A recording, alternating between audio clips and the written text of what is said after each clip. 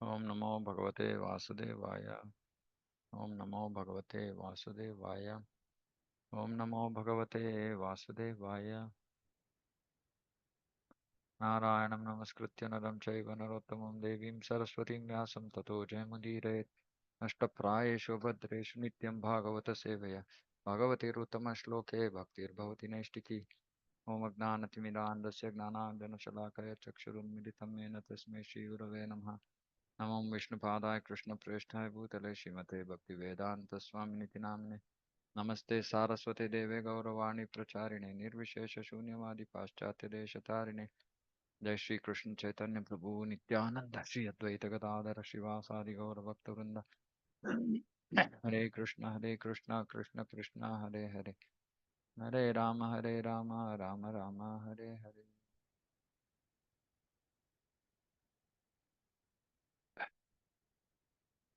Okay, so we are starting a new section. Dhruva Maharaj fasting.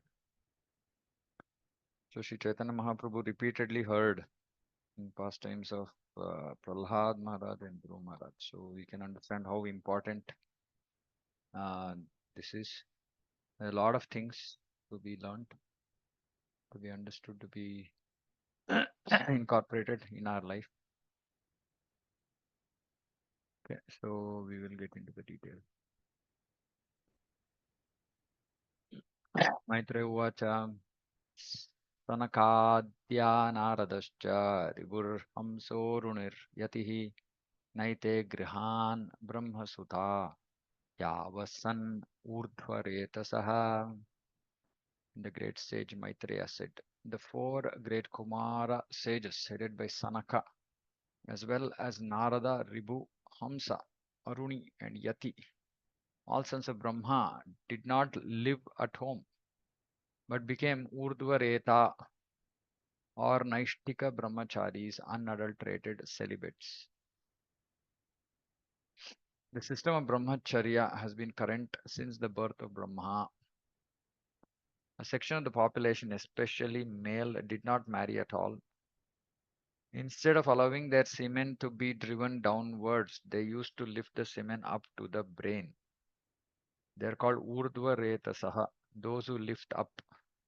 Semen is so important that if by the yogic process one can lift the semen up to the brain, he can perform wonderful work.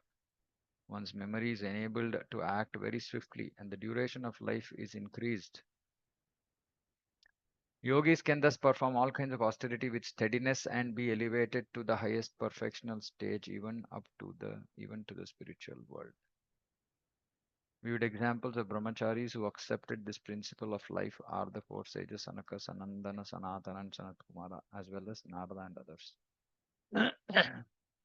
Obviously, this shows the major advantage that brahmacharis have as compared to the grihastha. So this is specifically about the men. Um, so because married life is a license for engaging in sexual activity, um, mm, men are supposed to use this uh, gift of God, semen, only for um, producing Krishna conscious children. But unfortunately, because of the very bad contaminating influence of Kali Yuga, um, and this is not being done, and hence we can see that Grihastha devotees mm, cannot take the full advantage of being a male. Mm. Yogis who can actually do this, they can perform all kinds of austerity with steadiness and be elevated to the highest perfectional stage. Mm. So because this has so much of potency, uh, if it is lifted up to the brain, it can help perform wonderful work. Mm. Memory, duration of life, and also steadiness mainly. Steadiness can be, which is why we see so many brahmacharis and sannyasis. They're also steady in their sadhana. Like we've been hearing from His Grace Radhesham Prabhu over the last few days here in Bangalore. And he's saying you should sleep at 9, get up at 3. And irrespective of how busy he is, he ensures that he sticks to this. And that's possible simply because of being a Naishtika Brahmachari. Mm. So, mm, Grasta men, Prabhus also have to be actually cautious about this because it can actually prevent us sexual activity unnecessary. And of course, this is also part of the regulative principle that we don't waste our semen in activities which don't result in production of children. It's also not a regulative principle to do that. And if this can actually be practiced, then even Grasta men can become as potent in terms of making spiritual progress as the brahmacharis or sannyasis. Otherwise, yeah, it results in energy gets sapped. The very potent male energy gets sapped in useless sexual activity. Another significant phrase here is Naite Grihan Hyavasam. They did not live at home. Griha means home as well as wife. In fact, home means wife. Home does not mean a room or a house. One who lives with a life, with a wife, lives at home. Otherwise, a sannyasi or brahmachari, even though he may live in a room or in a house, does not live at home. And of course, this also shows the close connection or attachment of women to home. So, Prabhupada is giving this understanding. That they did not live at home means that they did not accept a wife, and so there is no question of their discharging semen. Semen is meant to be discharged when one has a home, a wife, and the intention to beget children. Otherwise, there is no injunction for discharging semen. These principles were followed from the beginning of creation, and such brahmacharis never created progeny. This narration is dealt with the descendants of Lord Brahma from Manu's daughter Prasuti. Um, of course, we also can understand that this, for non-devotees, this whole process of not discharging semen unnecessarily is a very difficult process. Maybe even for devotees, unless they're very dedicatedly engaged in Krishna consciousness and have uh, surrendered to the rules and regulations. But that's not the regulative principle. That's what Prabhupada is saying here. Um, and yeah, this um, women and their attachment to home also has to be controlled, regulated. Uh, so on one end, this binds women, and this whole process of discharging semen binds men. So, which is the whole shackle of material life. Prabhupada writes elsewhere that this um, mithuni bhava metad, this mithuni bhava, this male and female relation, this is the binding in the material world. For one, for the women, it binds through home and emotions and feeling and love and all this, and for men, mostly sexual activity. So this is, and of course, I mean, subsequently, men also become attached to um, wife and home, but yeah, mostly driven around sexual activity and money. But for women, it's more emotions and children and making the home pretty, etc. Whatever, right? So we know all these things. We are all doing this. So it's all cause for bondage. So we have to be careful. Prasuti's daughter was Dakshayini or Sati, in relation to whom the story of Dakshayagna was narrated. Maitreya is now explaining about the progeny of the sons of Brahma. Out of the many sons of Brahma, the brahmachari sons headed by Sanaka and Narada did not marry at all, and therefore there is no question of narrating the history of their descendants. मृषाधर्मस्य भार्यासीद् दम्भं मायां च शत्रुहन् असूत मिथुनं तत्तु निवृत्तिर्जघ्रे प्रजः. Another son of Lord Brahma was irreligion. Okay, these three verses are very important. Okay, so this I'll already tell you the Palashruti in after three verses. One who hears this description 3 times attains piety and washes sinful contamination from his soul. This description 3 times. So I'm going to read it 3 times.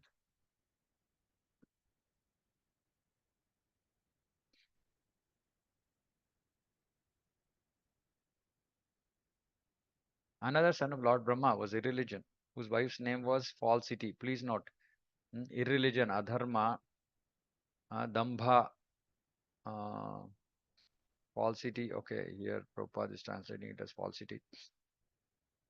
From their combination were born two demons named, okay, Brisha, Adharmasya, I don't know where falsity is coming. Okay, anyway.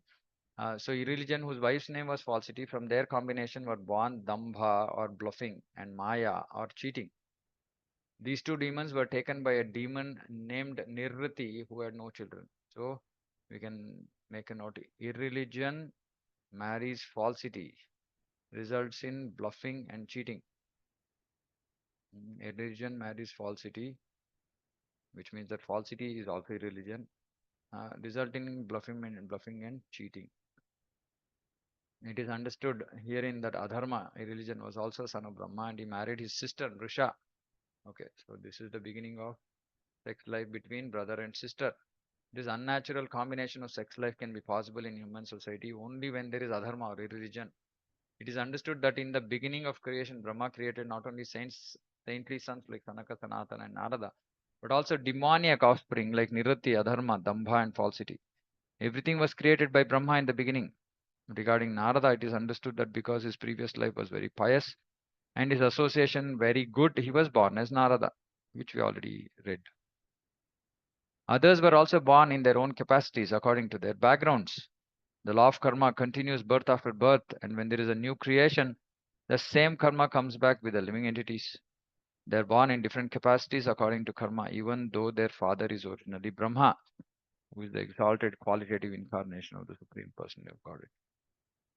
So the Adharma married Mrisha, his sister, mm, who's actually called falsity. So Adharma, falsity, resulted in Dambha and Maya, bluffing and cheating. तयो समभवल्लोभो निकृतिश्च महामते ताभ्यां क्रोधश्च हिंसा च यद्दुरुक्तिः स्वसा कलिः. Maitra told Vidura, O great soul, from Dambha and Maya. Now again, Dambha and Maya were brothers and sisters. Dambha and Maya were born greed and Nikriti, cunning. From their combination, again, came children named Krodha and Himsa, anger and envy. And from their combination were born Kali and his sister Durukti, or speech. So Adharma, falsity. Adharma married his sister, falsity, resulted in Dambha, bluffing, and Maya, cheating. Dambha and married Maya, or Dambha and Maya. From them were born greed and Nikriti, cunning. Lobha and Nikriti. From Lobha and Nikriti were born Krodha and Himsa. From Krodha and Himsa were born Kali and Durukti. Harsh speech. This is an attribute of Kali Yuga. Duruktau Kaliradhatta Bhayam Mrityum cha Sattama Tayoscha Mithunam Jagne Yatana Nirayastatha. O greatest of all good men, by the combination of Kali and harsh speech, Kali and Durukti were born Mrityu and Bhiti. So Kali and Durukti result in Mrityu and Bhiti. From Mrityu and Bhiti came Yatana and Niraya. Excessive pain and hell. Sangrahena maya khyata pratisargastavanagha tri shrutwaitat puman punyam vidunotyatmanomalam. My dear Vidura, I have summarily explained the causes of devastation. So what are the causes of devastation? Anybody can recollect? Remember? One who hears this description 3 times attains piety and washes the sinful contamination from his soul. So Adharma marries his sister Nrisha or falsity, and that results in two children, which is Dambha and what is the other one? Dambha and Maya. Okay. So Adharma and falsity result in Dambha and Maya. Dambha and Maya result in Lobha and Nikriti. Lobha and Nikriti, which is cunning. Lobha and Nikriti result in Himsa and what is the other one? Himsa is envy and Lobha and Nikriti result in, from whom comes Kali and Durukti. What is that? Himsa and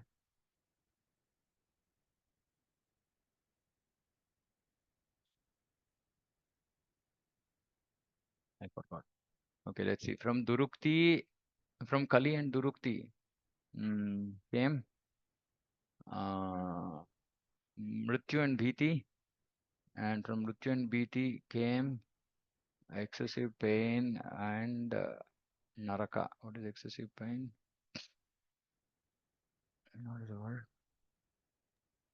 Yatana, Prabhu. Yatana. So who is this other one? Anger, Krodha. So Krodha. So once more. So we're reading this once more. Hmm.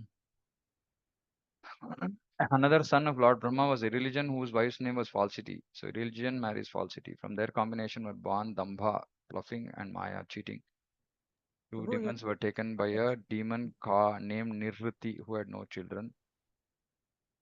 Then Dambha and Maya were, from them were born greed, Lobha, and Nikriti, cunning. From Lobha and Nikriti were born Krodha and Himsa, anger and envy. From them were born Kali and Durukti. From Kali and Durukti were born Bhaya, Bhiti, and Mrityu. And from Bhiti and Mrityu were born Yatana and Niraya, which is excessive pain and hell. This is these are the causes of devastation. So, which means that these qualities we have to be very careful about. One who hears this description 3 times attains piety and washes the sinful contamination from his soul. This is very important for us, actually. This, you know, somehow we have to wash the sinful contamination of the soul. Uh, what is this? Can somebody explain? What does this sinful contamination of the soul mean?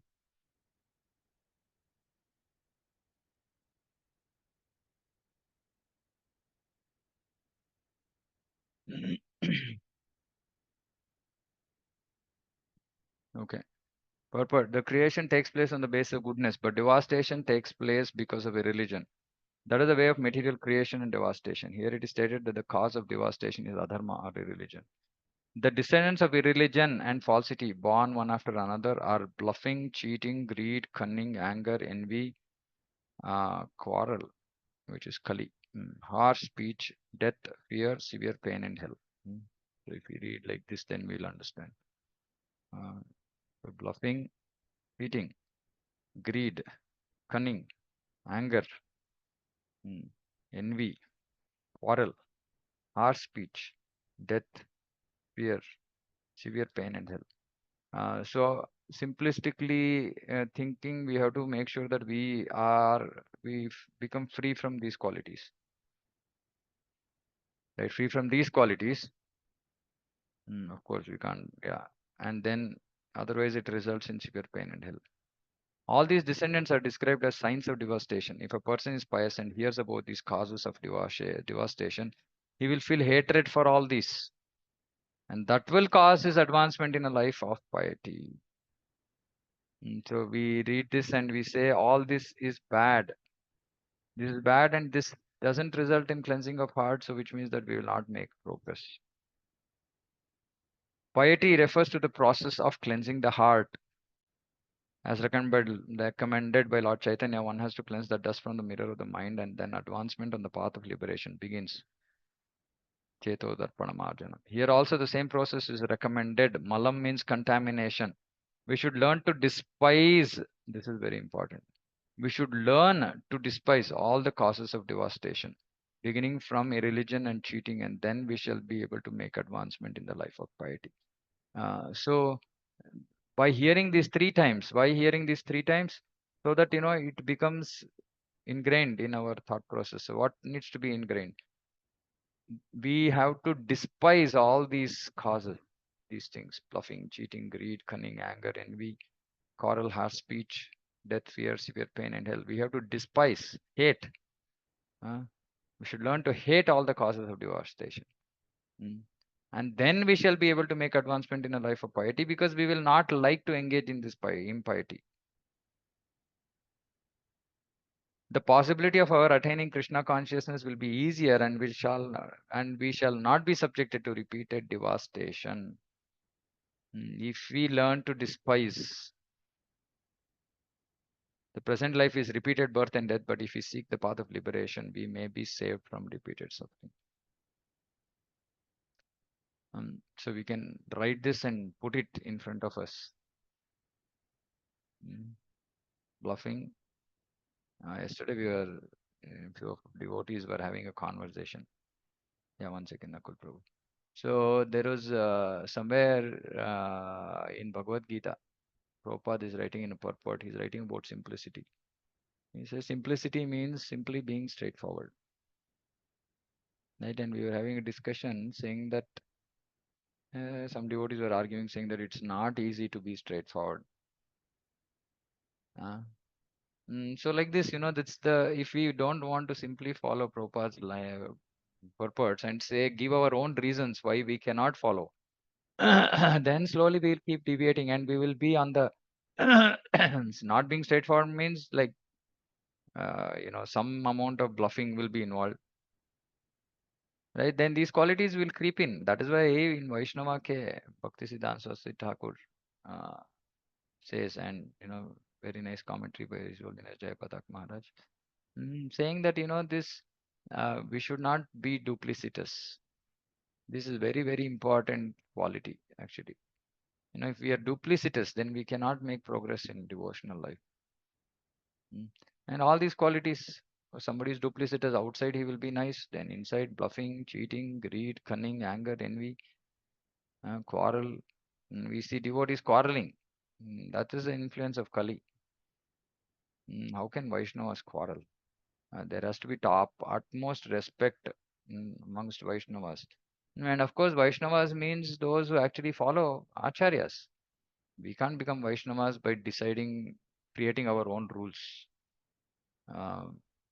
And so if somebody is actually following previous acharyas, then there is no question of quarrel amongst Vaishnavas. But because we don't read, we don't understand what the rules and regulations are, and obviously we don't want to follow. So then it is a non-Vaishnava reading. Then it results in quarrel. That's the influence of Kali. That means that we are operating on modes. Because Vaishnava means transcendental, Shuddha Sattva. If there's quarrel, then there should not be, there can be difference in opinion. That Prabhupada said, that is always there because two different human beings, two different thought processes. So there can be difference in approach, but there cannot be quarrel. There cannot be harsh speech. These things are all influence of Kali Yuga or the community of devotees. So we have to be very, very careful. In fact, I mean, it's my realization that, when devotees are engaged with the outside world, and they feel disgusted about the way people go about things, etc. And they feel like, why do I have to do this? Can't people be straightforward, etc.? Because they spend limited time with devotees and see that, okay, most of the behavior of devotees is exalted compared to outside people. But when actually devotees start engaging in full time service, and where they are now 24 hours engaging with other devotees, then similar experience happens. Just like how It was when we were dealing with non-devotees. Mm. So, and it bewilders some devotees saying that how is this possible? I thought this is just for the outside world, but this also there within the world of devotees. Yeah, yeah, because that is the contamination. That is the purification we require. And if there is justification given saying that no, no, no, this is required, this, it's not practical, that means that we are just simply saying, yeah, I want to continue the contamination. So it's very important that actually we despise, despise is such a strong word. And Prabhupada is saying we have to start to hate these qualities. We cannot accommodate these qualities in as a devotee. We cannot accommodate these qualities in our life, saying that in the name of practicality, these are required. No, there is no. Our acharyas, we think were not didn't understand what it is to live in Kali Yuga. Of course, they understood, and still these things are being told because, yeah, whether it's Kali Yuga or some other Yuga, these qualities are going to result in devastation. So we have to get over all this. We have to get over this contamination. So we have to put the effort. So I was hearing one proper lecture. By the way, for all devotees here, um so Radhesham Prabhu gave a nice tip for everybody. 20 minutes at least one has to hear Prabhupada every day. He said 20 minutes. And at least 20 minutes, maybe if somebody is aspiring or in the process of selecting a guru, then 20 minutes from those Vaishnavas from whom they are actually, mm, they're in the process. So they might be hearing from 1, 2, 3 gurus, potential gurus. So 20 minutes Prabhupada lecture, 20 minutes that. After that, we can hear whatever else. But normally I see devotees not doing 20 minutes from Prabhupada, so definitely not happening. And yeah, many of them, yeah, process of selecting a guru is more sentimental today in ISKCON. There's no real standard process that is being followed. And yeah, so there is no hearing. So then no hearing, no vani, no surrender. All these problems are coming because of this. Mm. So please ensure that 20 minutes, at least those devotees who are at least attending these sessions, 20 minutes Prabhupada, 20 minutes from Guru if you're initiated, from aspiring gurus if you're in the process. And Prabhupada lectures. So I've got a new device with all lectures of Prabhupada, more than 4,000 4,000 minutes. Somebody actually wanted to put it in our reading group.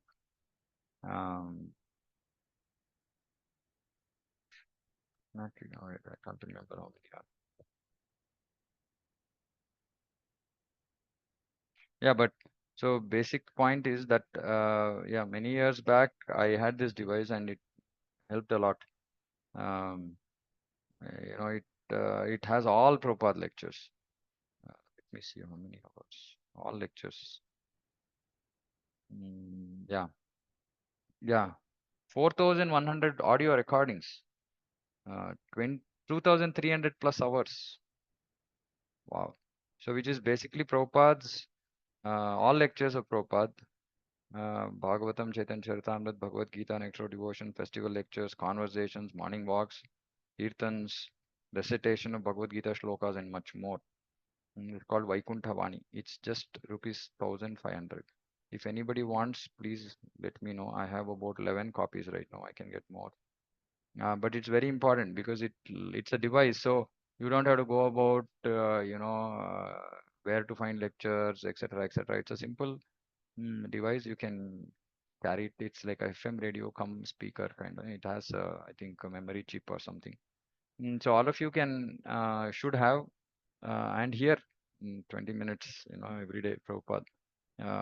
There's some other there was an app but which um, yeah, and then there is this transcend from BBT which is also there. So whatever works for you.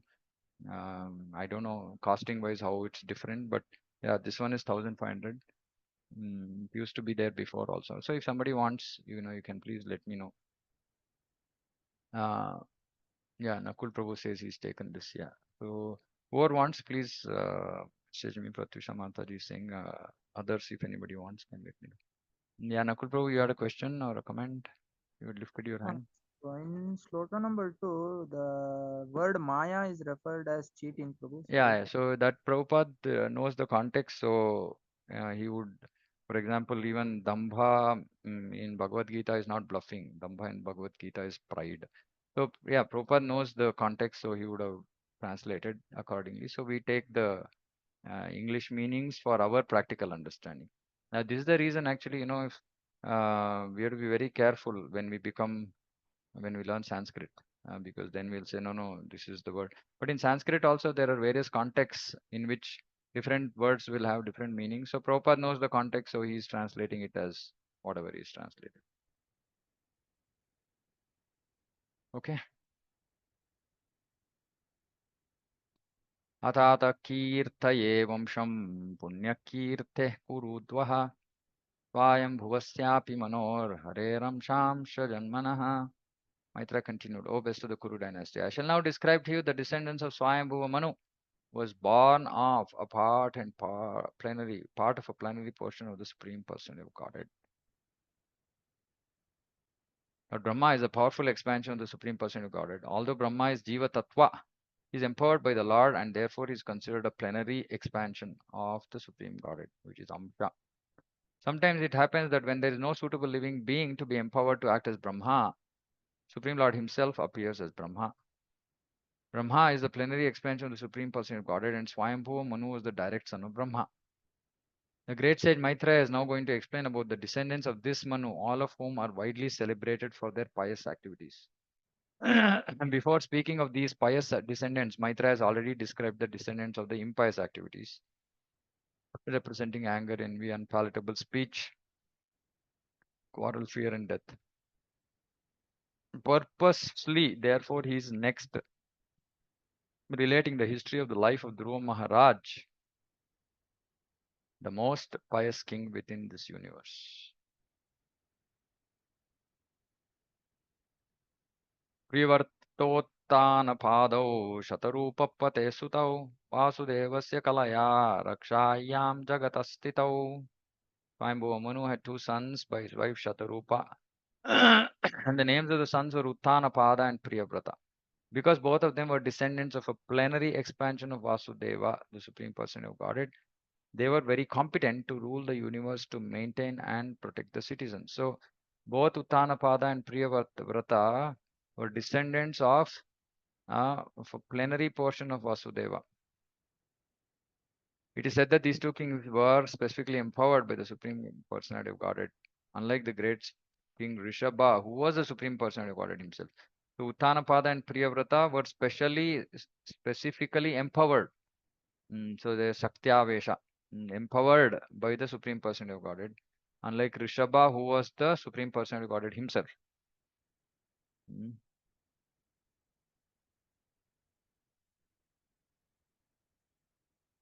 जाये उत्तानपादस्य Suniti सुरुचिस्तयोः सुरुचिप्रेयसी पत्योर्नेतरा यत्सुतो ध्रुवः. King Uttanapada had two queens named Suniti and Suruchi. Suruchi was much more dear to the king, and Suniti, who had a son named Dhruva, was not his favorite. So the great saint Maitreya wanted to describe the pious activities of the kings. Priyavrata was the first son of Swayambhuva Manu, and Uttanapada was the second. But the great sage Maitreya immediately began to speak of Dhruva Maharaj, the son of Uttanapada, because Maitreya was very eager to describe pious activities. The incidents in the life of Dhruva Maharaj are very attractive for devotees. From his pious actions, one can learn how one can detach himself from material possessions and how one can enhance one's devotional service by severe austerities and penances. So, how important Dhruva Maharaj's pastime is can be understood from this one sentence. Hmm. We can learn how we can detach ourselves from material possessions and how we can enhance our devotional service by severe austerities and penances. Hmm. So normally this is not said like bhakti doesn't require severe austerities and penances. But even those little austerities and penances that are there in bhakti also are not followed.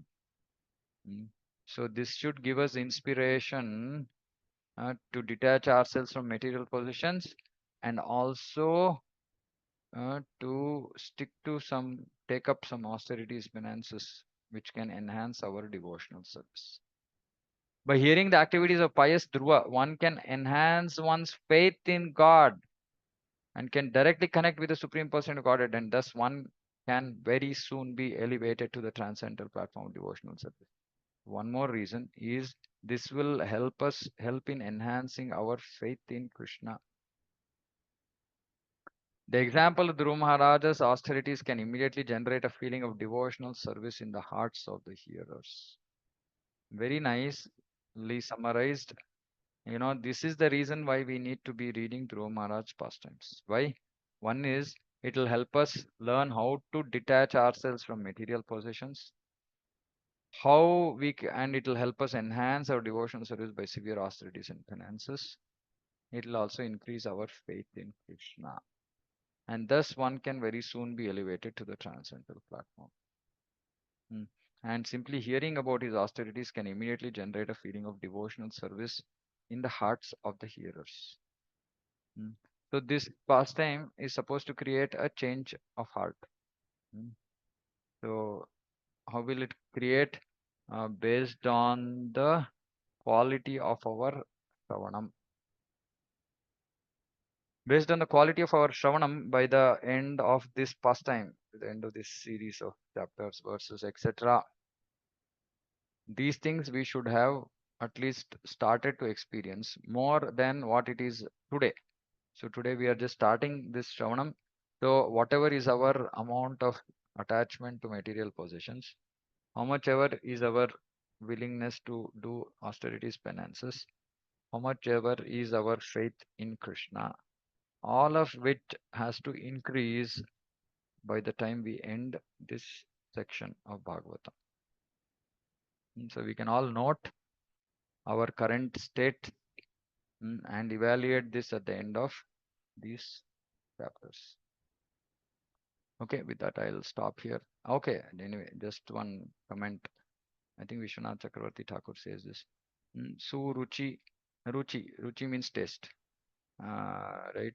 So this is sounds like a very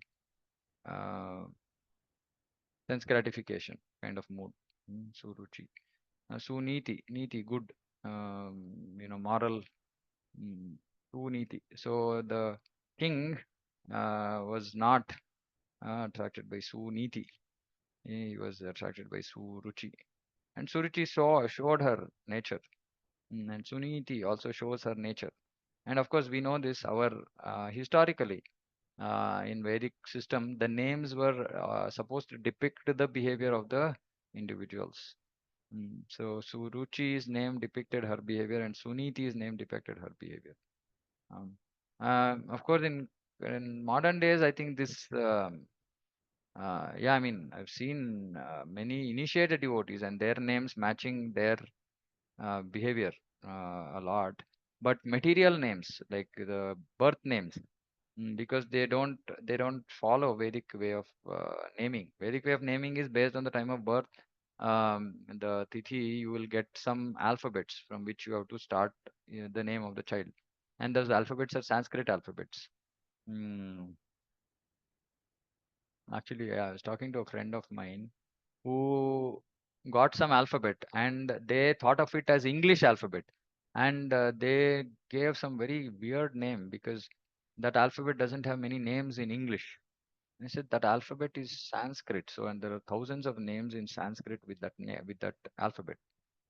So yeah, basic things unfortunately population don't understand. But this was what was expected. Naming, this was the basis for the naming. And the alphabet and the tithi and all, again, they're all connected to the nature of the individual. So nature of the individual determines what time the person is born, etc., etc., etc. By the way, I was making one observation, and it is very mundane observation, no shastric reference. Hmm. I mean, this is not a generalization. I mean, this is just an observation. I don't want others to get to feel otherwise. I see a lot of people uh, uh, from my material name starts with N, and I see a lot of devotees who are attached to me who are after N in their who are attached as in who are associated with me. Who are mostly alphabets after N. It's just an observation. And these kind of things are happening. That's it. Okay. Yeah. Sumantra Mataji. Hare Krishna, Prabhuji. Yeah. Prabhuji, you were mentioning about duplicity and frankness, right? Yeah. Yeah. In material world, I mean, okay, I'll take my example. Like I've been a very, very blunt person, and then you know what the consequences of it is. Mm-hmm. Now, when you're talking about duplicity in spiritual life, Mm-hmm. sometimes it appears that that person, she's a very good or he's a very good devotee or something, and maybe it's not like this. Correct. Correct. And probably like I've been a witness, like when you have two groups of preaching. Now, suppose your group is preaching well, and I also want starting. I know I have witnessed that. I know like one was having a very few devotees, and the other was already preaching there, and वो preach कर रहा है उसके बाद कम थे और जो ज्यादा अभी बाद में जो चालू किया local devotees actually she is talking about one place Prabhu where local devotees were not going with the leader. Okay. There was a lot of difference between leader and local devotees. Okay. Local devotees suspended them from ISKCON, but maybe he has no authority to suspend from ISKCON or something like that way. They went to some other temple and he started program there. Okay. With local people in ISKCON name only as an outpost. Then he got successful. Can I suppose the local, because local were there, so they in their program started 100 MLA also comes and like that way. Their preaching flourished actually. Okay. And other group who was originally with the leader, they have nothing much. They come fight and people come for their program, Sunday program and like that way, something like that way. And they were celebrating Janmashtami from long time, 3-4 years. Now this Janmashtami, what they done? Leader asked his group, as per their part, the leader who was in charge, to burn the center of the center actually. Burn? They burn ISKCON signboard and Prabhupada's photo was there. They burn. I seen photo also actually. And there